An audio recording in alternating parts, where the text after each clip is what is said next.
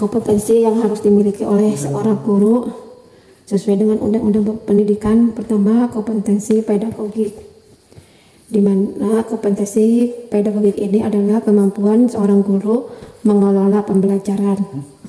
Yang kedua, kompetensi kepribadian guru, di mana seorang guru itu harus mempunyai kepribadian yang mantap, stabil, dewasa, arif, wibawa, teladan.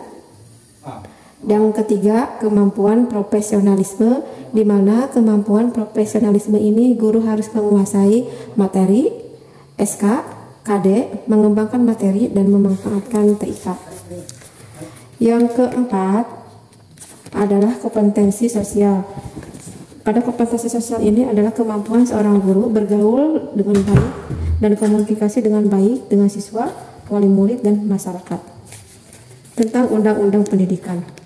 Kompetensi ASN diatur dalam Undang-Undang Pendidikan Nomor 5 Tahun 2014 Pasal 69. Kemudian tentang pendidikan, Permendikbud Nomor 20 Tahun 2016 ini membahas tentang standar kompetensi kelulusan atau SKL.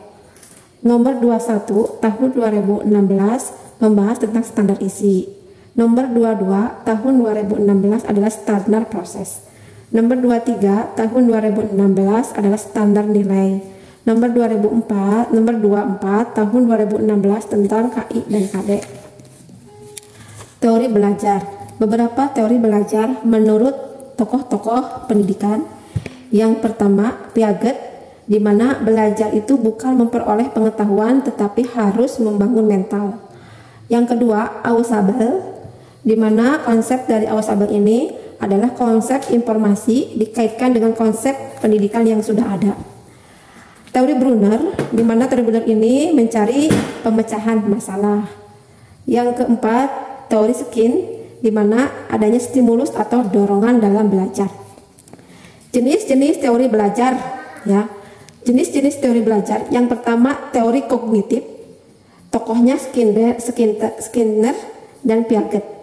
Belajar sebagai aktivitas internal yang terdiri dari beberapa proses, diantaranya pemahaman, mengolah informasi, dan mengingat.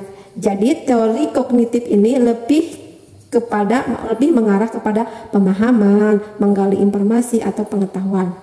Yang kedua, teori behavioral, di mana tokohnya adalah Roddy, Bandura, dan Skinner. Teori behavior ini adalah belajar sebagai hasil berupa terbentuknya tingkah laku yang diharapkan.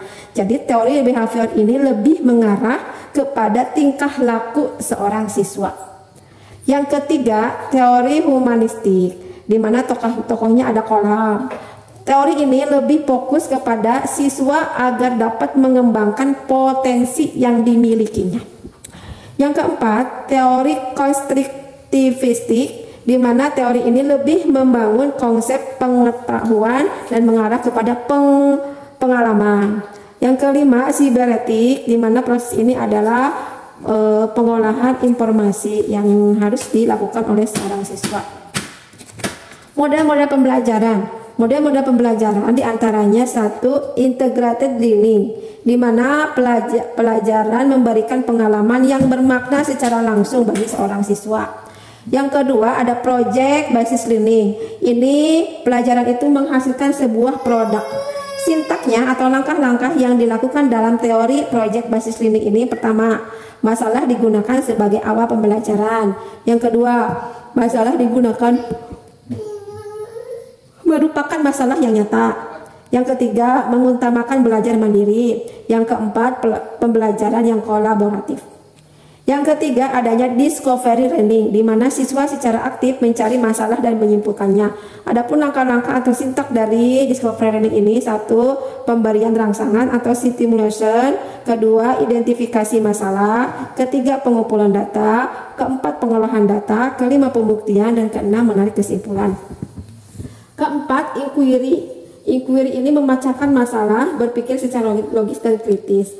Adapun sintak yang ada pada inquiry atau langkah-langkah: pertama, tahap orientasi, merumuskan masalah, merumuskan hipotesis, tahap pengumpulan data, menguji hipotesis, menarik kesimpulan. Yang kelima, kooperatif adalah bekerja sama dalam kelompok kecil untuk mencapai tujuan dalam memecahkan masalah.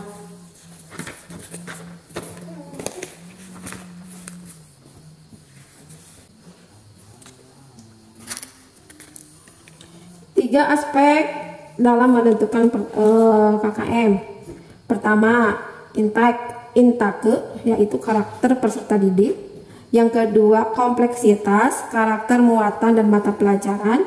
Yang ketiga, daya dukung. Ya, ada beberapa prinsip penilaian yang bisa kita lakukan dalam penilaian. Di sini yang saya tulis itu ada 9 prinsip. Yang pertama, sahih. Sahih itu artinya penilaian berdasarkan pada yang mencerminkan kemampuan yang diukur. Contohnya, seorang guru PJOK menilai kompetensi peserta didik melalui pembelajaran badminton. Penilaian dianggap valid atau sahih jika menggunakan praktek secara langsung. Ya.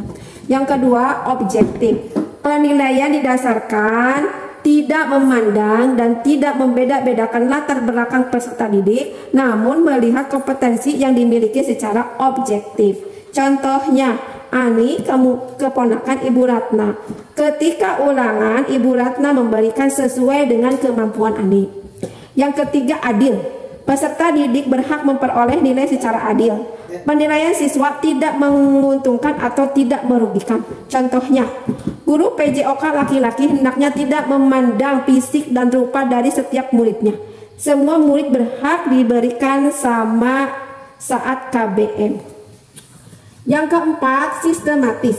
Artinya penilaian hasil belajar ditentukan secara terencana, bertahap, terus menerus untuk memperoleh gambaran tentang perkembangan belajar peserta didik. Contohnya, guru matematika melakukan KBM secara terencana. Guru menjelaskan materi tiap pertemuan, memberikan tugas, mengadakan ulangan harian, semua dilaksanakan secara teratur. 5. Terbuka. Prosedur penilaian dan dasar pengambilan keputusan dapat diketahui oleh pihak yang berkepentingan. Contoh, pada tahun ajaran baru, guru menerangkan tentang kesepakatan pemberian nilai dengan bobot masing-masing aspek. Keenam, menyeluruh. Penilaian oleh pendidik mencakup semua aspek kompetensi dengan menggunakan berbagai teknik penilaian yang sesuai. Contoh, dalam penilaian hasil akhir belajar, guru mengumpulkan berbagai aktivitas siswa dalam catatan sebelumnya. Yang ketujuh, akuntabel. Di sini penilaian dapat dipertanggungjawabkan. Yang keenam, beracuan kriteria, di mana penilaian didasarkan pada pencapaian kompetensi yang ditetapkan. Yang kesembilan, terpadu, berarti penilaian oleh peserta didik merupakan salah satu komponen yang tidak terpisahkan. Di sini ada beberapa jenis kesulitan belajar yang dihadapi oleh seorang siswa. Pertama, disleksia, artinya kesulitan untuk membaca atau menulis. Yang kedua, dispraksia, artinya kesulitan untuk melakukan penggerakan. Yang ketiga, disgrafia, artinya kesulitan menulis. Diskalkusia, artinya kesulitan untuk menghitung.